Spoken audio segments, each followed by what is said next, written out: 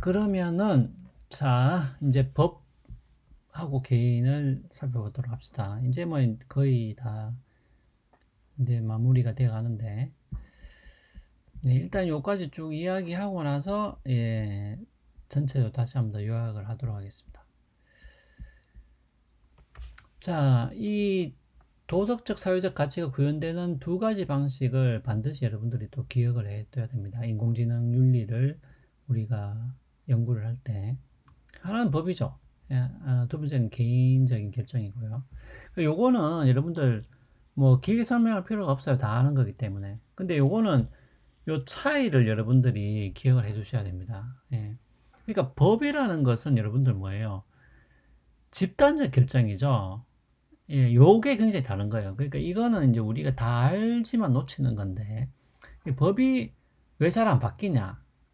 아니, 법은 여러분들 개인적으로 내가 세운 게 아니잖아요. 이 집단적인 결정이죠. 네. 특히 이제 헌법이나 이런 것은 국가 전체의 결정이기 때문에 그것이 이제 잘 바뀔 수가 없는 것이죠. 하지만 개인 결정은 다르죠. 개인 결정이라는 것은 내가 내린 결정이기 때문에 그냥 그때그때 결정을 내릴 수 있는 것이고, 그리고 내가 내릴 수 있는 거기 때문에 또 쉽게 바뀔 수는 있겠죠. 그 다음에 두 번째는 법이라는 것은 집단적인 결정이기 때문에 준수를 해야 된다는 그런 게 있죠. 뭐뭐 해야 된다는 그런 게 있죠. 그리고 하지 않으면은 어떤 나의 의사와 무관하게 처벌을 받거나 그런 부분이 있죠. 그 다음에 세 번째로는 법을 고치려면은 특정한 절차에 따라서 고쳐야 되는 것이지 자의적으로 아무리 판사라고 해가지고 이거 법 잘못됐네 이렇게 해서 뭡니까 화이트로 지우고 다시 그게 안 된다는 거예요. 예, 그게 안 됩니다. 그러니까 국회에서 법을 만들어야 되고 그리고 국회의원들 투표를 해서 법이 통과돼야 되고 이런 절차를 다 지켜야 되는 것이죠. 예. 하지만은 개인적인 결정의 문제는 물론 개인적인 결정이라고 해서 반드시 그것이 꼭 쉽게 바뀐다 그런 것은 아니죠. 예. 개인이 그 자기가 내린 결정이나 가치를 계속 이제 고수할 수 있기 때문에 하지만 이것은 어떤 공적 절차에 따른 것이 아니고 개인적인 숙고와 선택에 따라서 우리가 수정할 수가 있는 것이죠. 개인 결정은. 그 다음에 개인 결정이라는 것은 뭐 칭찬을 받거나 비난을 받을 수는 있죠. 하지만은 우리가 뭐 그 사람이 법을 어기지 않는 이상 우리가 뭐 처벌을 하거나 뭐 꼭 이래야 된다라고 이제 뭐 준수를 강제하거나 그렇게 할 수는 없는 것이죠. 그래서 법과 개인적인 결정은 이렇게 나누어서 생각해야 된다는 거죠. 예. 근데 왜 이게 중요하냐? 그 보통 인공지능 윤리를 자꾸 이야기할 때 이 두 가지를 구분하지 않고 이야기하기 때문에 그런 거예요. 예. 그래서 여기도 보면 결국은 뭡니까? 우리가 지금 처리해야 될 문제는 뭐냐면 인공지능 기계가 스스로 움직인다. 맞죠? 스스로 움직이니까 결국은 뭡니까? 해도 되는 것과 하면 안 되는 것을 인공지능 기계가 하여튼 어떤 식으로든 뭐, 뭐 자기가 스스로 결정하든 뭐 어떻게 알고리즘 결정하든 간에 그렇게 판단을 해서 행동을 해야 되는 거잖아요. 자율주행차라는 게 다니면서 사람을 계속 친다. 그러면 그냥 그 차는 이제 못 쓰는 거지. 자율주행차를 아예 못 쓰는 거예요. 그러니까 우리가 자율주행차라고 이야기했을 때 이미 이게 있는 거죠. 그러니까 해도 되는 것과 하면 안 되는 것을 적어도 자율주행차는 구분해서 그렇게 할 수 있어야 된다는 거죠. 예. 자, 그러면은 결국 이런 기계를 만들어야 되는데 그러면은 우리가 법과 개인적인 결정 두 가지를 구분을 해야 되죠, 당연히. 네. 그래서 예를 들면 법적인 어떤 영역에서는 그냥 인공지능 기계는 뭐 자기가 판단을 해서 자기가 법을 어길 필요가 없잖아요. 조금만 생각해 봐도. 예.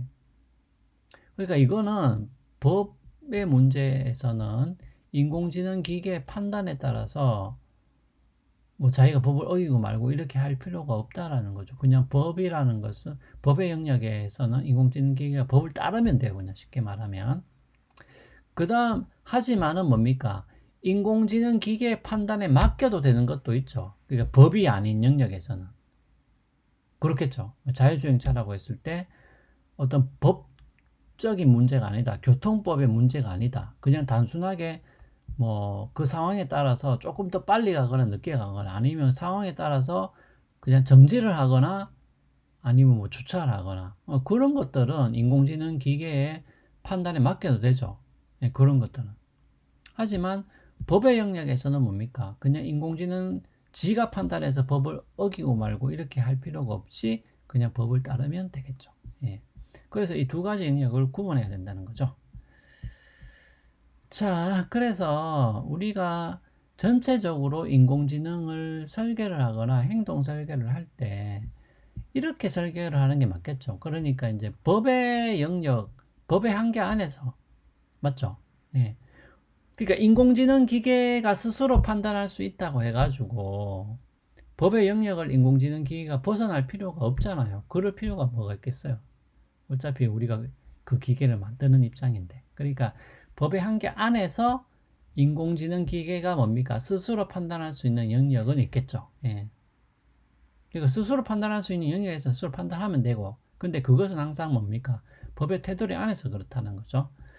네. 그래서 뭐, 법의 한계를 뭐 뛰어넘어 가지고 행동할 인공지능 기계가 만들어질지도 모른다라는 그런 이제 그 SF 영화나 예, 그런 두려움이 있는데 뭐 실제로 언론에서도 뭐 그런 식으로 막 쓰죠. 뭐 인공지능이 발달하면은 뭐 지가 막 알아서 행동해서 문제를 일으킬 거다 이렇게 이야기하지만 사실은 이제 우리가 그런 기계를 만들 필요가 없죠. 조금만 생각해 보면. 예.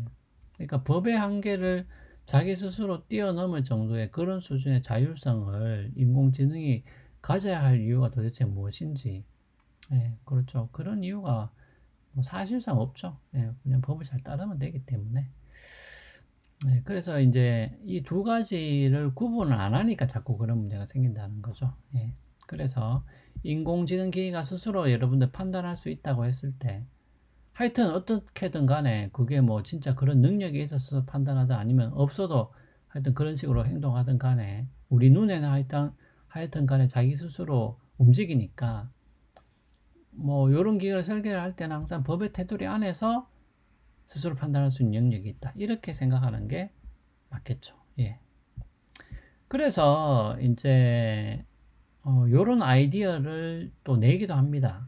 그러니까 인공지능 기계에다가 ethics bot이라는 프로그램을 그냥 깔면 되지 않겠느냐. 이런 거죠. 그 ethics bot은 뭐냐면은 개인의 행동 자료를 수집해 가지고 선호나 결정 양식을 파악하는 거예요. 그 쉽게 말하면 이런 거죠. 그러니까 뭐 이제 배성민이라는 나라는 사람이 있을 때 그 ethics bot은 내가 어떻게 행동하는지를 수집을 해요. 그래가지고 나의 선호, 나는 뭐 뭡니까? 펩시보다는 콜라를 좋아하더라. 이런 식의 선호를 알아낸다는 거. 그러니까 이것은 지금도 가능하죠. 예, 지금도 다 뭡니까? 여러분들 뭐 추천 프로그램 있잖아요. 뭐 페이스북에 있는 추천 프로그램 이런 것들, 뭐 네이버도 마찬가지, 구글도 마찬가지고 그런 거, 유튜브도 마찬가지죠. 그런 것들이 다 그런 거죠. 여러분들이 뭐를 많이 보는지를 수집을 해가지고 여러분들의 선호, 어떤 것을 더 좋아하고 어떤 식의 결정을 내리는지 그러한 방식들을 파악을 해서 그러니까 그렇게 행동하게끔 하는 프로그램이죠. 예, 에틱스 봇이라는 것은 예. 이런 프로그램을 만들어서 깔아도 되겠다. 예, 그러면은 뭡니까? 예, 그 어떤 나의 행동과 비슷하게 그렇게 이제 행동을 하게 되겠죠. 인공지능 기계가. 예. 그래서 요 에텍스 봇은 그 대신에 어, 이제 업데이트는 당연히 필요하겠죠. 예. 요렇게 하더라도. 그래서 에틱스 봇을 활용해서 인공지능 기계가 사람과 유사한 선호와 결정을 하게끔 할 수 있겠다. 예, 이런 거죠. 물론 이것도 이제 넓게 보면은 뭐 그 바텀업 방식하고 이제 비슷하긴 한데 요것은 당연히 이제 요 개념이 들어가 있는 거죠. 법의 테두리 안에서. 에틱스 보시라는 것은 법의 테두리를 벗어날 필요가 전혀 없죠. 전혀 없지만은 개인의 어떤 선호와 결정 양식을 잘 파악해서 그것과 유사하게 행동하게끔 할 수 있다. 그래서 에틱스 봇을 활용하는 것도 괜찮겠다라는 거죠. 자, 그래서 이렇게 하면은 이제 대체적인 전체적인 내용은 좀 마무리가 됐는데, 자, 그러면 여기서 여러분들이 인공지능 윤리를 하도 요즘 많이 떠드니까, 그래서 여러분들이 한 세네 가지 정도를 정확하게 이해를 해 두시면 되겠습니다. 그러면은 이것은 거의 대부분의 문제에 다 적용이 될 수가 있어요. 그래서 첫 번째로는 결국은 이거죠. 첫 번째는 이거를 잘 기억을 해 주셔야 됩니다. 결정이 필요하다는 거는 이제 알겠죠. 근데 왜 결정이 필요하겠어요? 그것은 자율적이니까 자기 스스로 막 돌아다니니까 그렇죠. 그런데 제가 이야기했죠. 요거 이야기했죠. 우리가 요렇게 만들어야 되죠. 결과적으로는 어떤 식으로든 자율주행차가 사람이나 뭐 동물이나 아니면 어떤 기물을 파손하지 않게끔 행동하도록 그렇게 만들어야 되는 거는 확실한 거고요. 근데 이제 요렇게 만들기 위해서 요것도 필요하고 요것도 반드시 필요하냐 그런 것은 아니다라는 거. 그것을 꼭 이제 알아두시고요. 알아두시고. 그리고 이제 요거를 좀 빨리 그리고 이제 자율성이라고 했을 때 제가 이야기했죠. 요거. 그러니까 윤리적인 측면에서의 자율성이라는 것은 자신이 한 일이 책임을 지고 그리고 도덕적으로 옳지 않으면은 자기 행동을 바꾸거나 뭐 다른 것을 바꿔야 되는데 이제 요런 것들이 인간하고 차이가 있다는 거죠. 기계하고. 그러니까 과연 기계가 자율성이 있다고 해서 이렇게까지 할 수 있겠느냐 하는 문제가 있는 것이고요. 그 다음에 두 번째로는 이거죠. 잘못 행동했을 때 인간을 대하는 것과 인공지능을 대하는 것이 다르죠. 이미. 다르다는 거죠. 그 말은 뭐냐면 우리가 인간과 인공지능을 어떤 같은 지위에 있는 것으로 보지는 않는다라는 거죠. 여전히. 그렇다는 거고. 그 다음에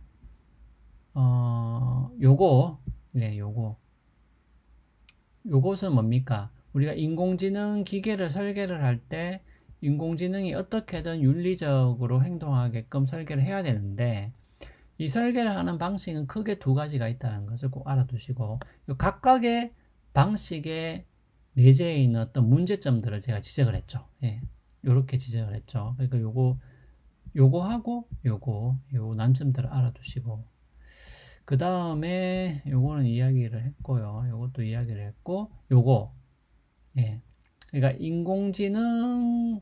그러니까 어떤 종류의 인공지능을 만들 것인가에 대한 큰 의견 차이가 두 가지가 있다. 하나는 AI 마인즈로 나갈 것이다. 이렇게 보는 사람들이 있습니다, 분명히. AI가 결국은 마인즈, 정신을 가질 것이다라고 보는 사람들이 있고, 결국은 이제 이 방향으로 가게 될 것이다라고 생각하는 사람들이 있다는 거죠. 그러니까 요거는 말 그대로 마인즈이기 때문에 거의 인간 수준에까지 결정이 가능하고 그 다음에 대체한다는 거. 그러니까 인간 수준까지 갔기 때문에 혹은 인간보다 더 잘하기 때문에 인간을 대체해 버린다는 것이죠. 그래서 결과적으로는 이런 능력까지도 가지게 될 것이다 라고 보는 입장이 있는가 하면 두 번째는 뭡니까? 아니다. AI는 파트너다. 이렇게 보는 것.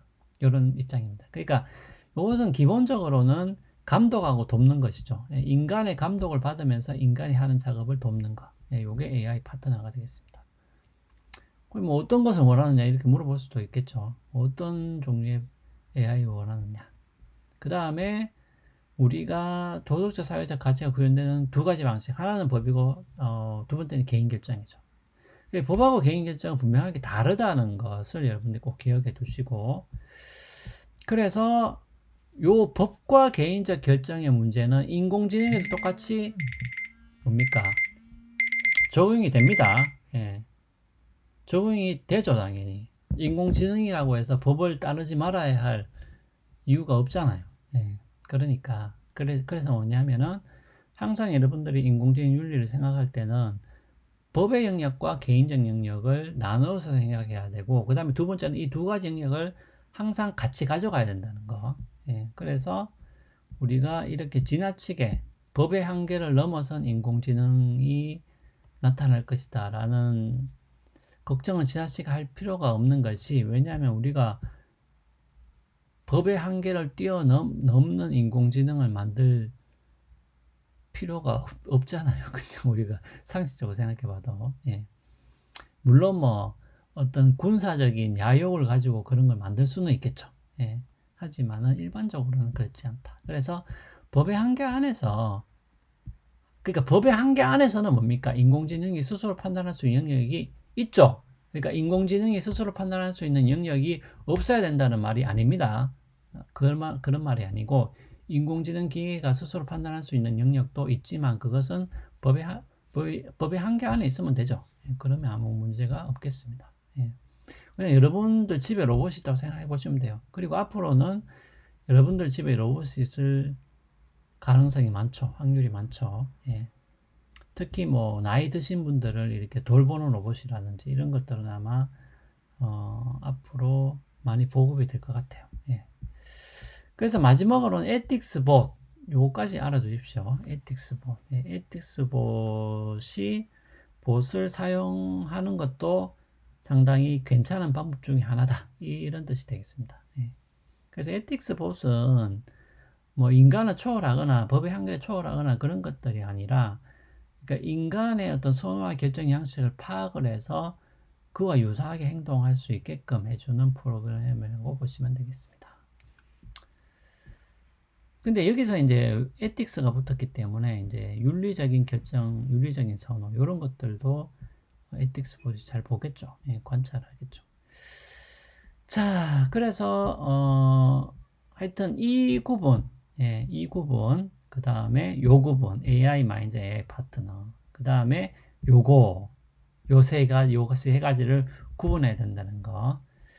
그 다음에 뭡니까? 이거 탑다운, 예, 이거죠. 예, 탑다운 바텀업.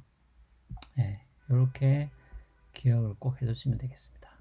여러분들 이걸 알아두시면은 굉장히 좀 유용합니다, 실제로. 왜냐하면 이제 여러분들 이렇게 알아두시면은 웬만한 AI 윤리에 관한 논의는 이 틀거리 안에서 주로 진행이 돼요. 예, 그래서 이것을 꼭 기억해 두시면은 아주 유용하겠습니다. 자, 그러면 일단은 입문 강의는 여기서 마치도록 하겠습니다.